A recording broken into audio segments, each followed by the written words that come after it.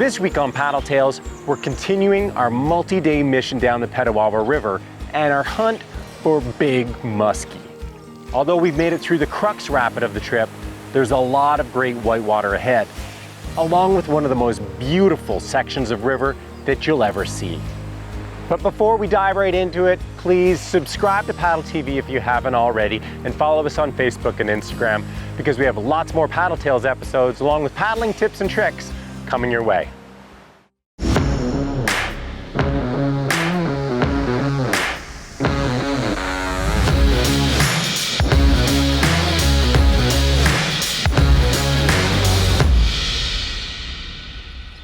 Paddle Tales is brought to you in part by NRS,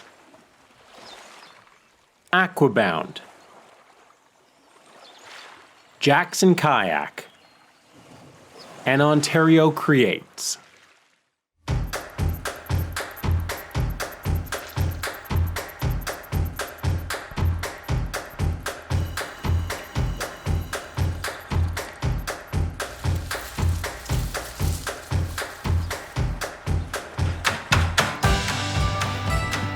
Well, I'm rigging to flip, although I don't expect Brendan will flip.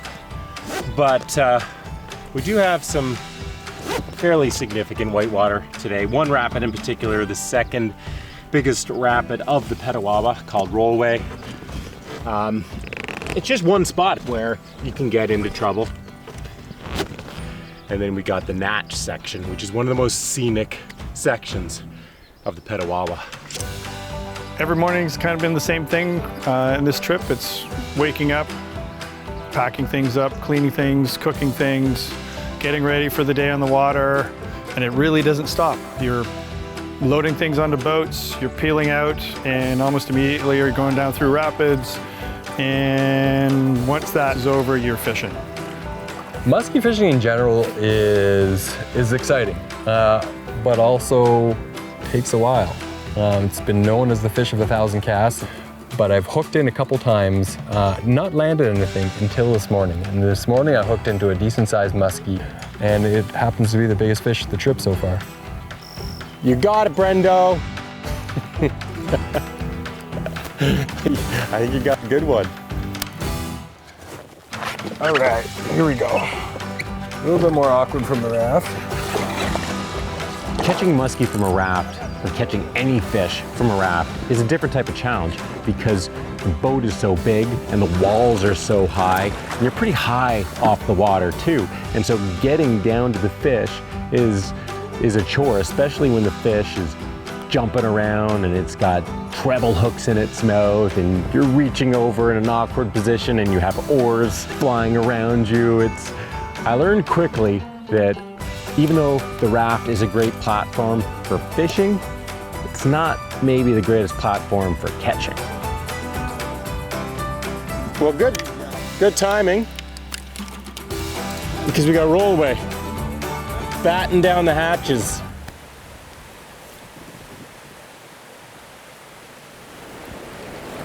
Okay, and so it begins. Paddling up to Rollaway, like a lot of rapids that are class 3 and above, we couldn't see exactly what was going on downstream. Even though we knew it was good to go, we decided to hop out, go walk down and take a look, and it turns out that it was a really good choice. Don't hit that rock, left or right of it, and then we'll just catch an eddy on the right. All right.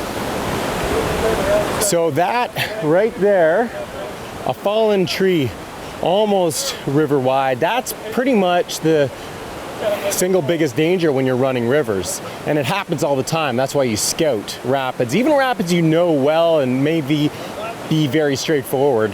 A fallen tree makes a class 1-2 rapid a very serious issue. Because what happens, it's called a strainer, and what happens is it strains. Water goes through, but it catches everything else, including people. And all those limbs, it's freshly fallen. And so all the limbs right now is a perfect strainer, and you can see how much water is actually going through there. So that's why you scout.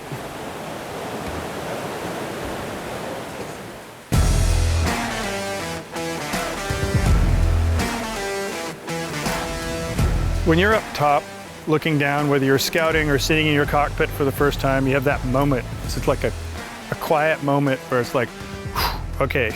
And if you have a choice of not doing it, that's when you make it. I chose not to run yesterday, one of the rapids yesterday, but today I made the choice to run Rollaway, and I did the line, blasted through that bottom wave, peeled into the eddy, and honestly, there's nothing better as a feeling than charging through and doing exactly what you kind of set your mind to.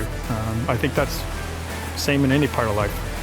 You got my heart pumping a little bit, you know, thinking about it. It was, it's something different. I'm quite comfortable in whitewater, but running in a raft and an oar rig, you know, how it responds, it's all new to me. But it all turned out okay, and it worked out well. So after Rollaway, we lost Brendan.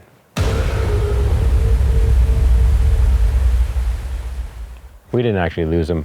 He went ahead, and we had our sights set on the Natch camp spot because it's spectacular. It's not only a spectacular camp spot, but it provides access to a wonderful hike that I've never had the chance to do before. Well, we made it through Rollaway, just the last little bit now. No carnage so far. That's good. That's good. I can hear you. Why is he looking at me when he says no carnage? I don't understand. We go. Oh, there are fish to be caught. This was our campsite last year. It was awesome. And then they went over to the beach over there. The water was a lot lower, so that beach was bigger. But look at that rock wall up there. Isn't that rad?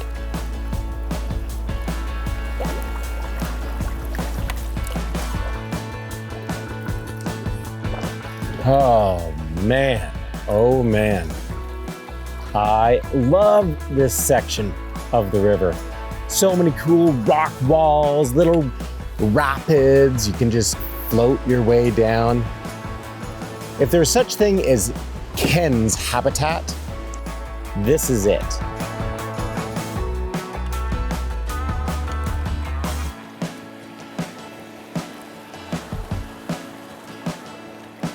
Hey! Hey! Welcome. What news? We have the most amazing campsite of the entire trip. It's incredible. That's what I wanted to hear. Yeah. Good job. It's wide open, everything's unloaded, and we're ready for lunch. Sweet. And a hike. And then a hike. Yeah. All right. Let's find that freshwater spring and we can refill our bottles and Nice. head up the hill. All right then. Let's do it. Not bad. I'd say this is a room with a view. Nice, nice, Nice. nice. Oh, can we stay here for a week? Even the outhouse in this campsite is amazing. That's weird. Yeah, it is weird. I don't think so. I don't agree. Any good river trip is going to have an epic hike, and the Petawawa is no different. At the Natch, the Petawawa River has a hike to the top of this beautiful cliff face that looks over the whole Algonquin Valley, as well as one of the coolest campsites that you'll ever see. One of the reasons we chose this campsite here is because at the base of the Natch is the hike, and there's huge cliffs right at the backdrop, and this is the start of the hike. It pretty much goes straight up.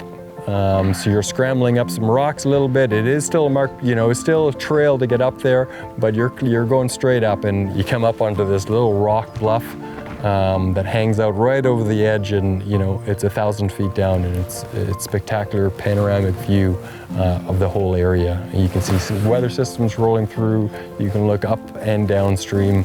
Just a beautiful, beautiful, beautiful hike. Oh, It's a campsite. a campsite. Well, we gotta lug our gear up here. It would be a pretty stellar campsite. Lots of trees up here, James, for your hammock. Would be a good hammock site. Wow. Crazy. Watch your step, Ken. You can kind of understand people who love base jumping. I mean, just imagine running up to that edge and launching. Please stop talking about it. Just.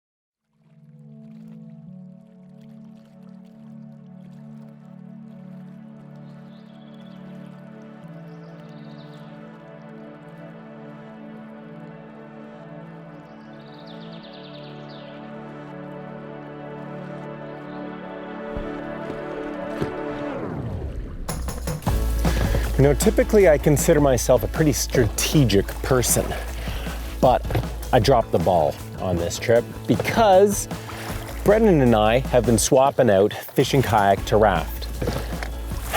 And somehow I ended up in the raft for the longest day. We've got like 10 to 12 miles to cover today, whereas yesterday when Brendan was in the raft, it was about 4 miles. Grievous error on my part. I can do better than that.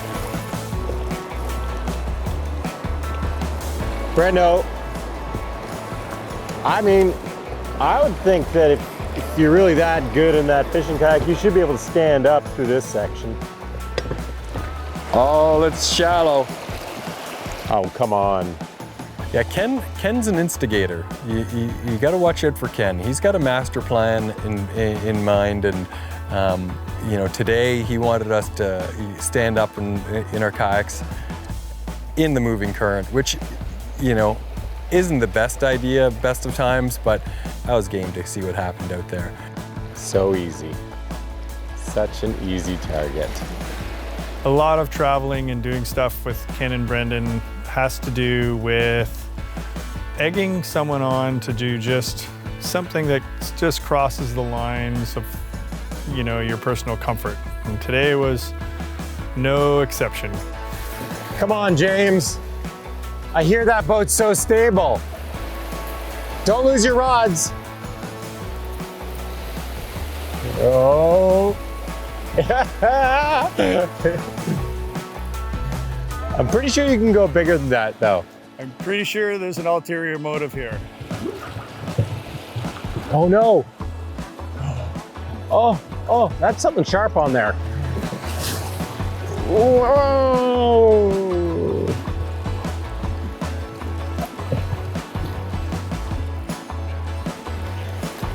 Whoa. So we have big moose tracks. And look at this step. That's like one big step. That's a big animal. There's not a lot of opportunity for these animals to get water or this kind of grass. They like this kind of marshy grass. So they'll come down these ravines. And every once in a while, if you're early enough and lucky enough, you see one standing on the side of the river. And because the sound's coming from the current, they actually a lot of times don't hear you coming. So I don't know if you've ever seen a startled moose. They kind of like this. Whoa, whoa, whoa, whoa. That's kind of what they do. I found moose.